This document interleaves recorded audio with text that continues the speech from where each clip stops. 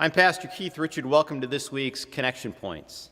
In Matthew 28, verses 5 and 6, we find the angel who meets the women at the tomb on Easter morning. And he essentially says to them, "Don't worry, go ahead and look. It's empty. He is risen." Have you ever been afraid to look at something? Maybe a flooded basement, a bill that came in the mail, or maybe some test results at the hospital. Sometimes we expect the worst, and it can be very scary to look. I wonder if the women at the tomb on Easter morning were afraid to look inside.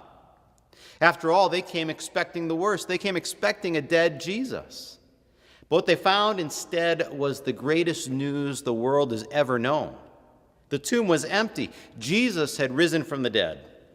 In this week's Colossians reading, we find that a resurrected Jesus is not only good for Jesus, it's good for us too. You see, in baptism, we have died to sin and have been raised to new life. Our lives are now hidden with Christ in God. This is a spiritual reality for us right here and now. Granted, we'll need to wait until Christ returns for our physical resurrection day, but you can be certain that on that day, your tomb will be empty as well. Happy Easter. Christ is risen. Have a great week in the Lord.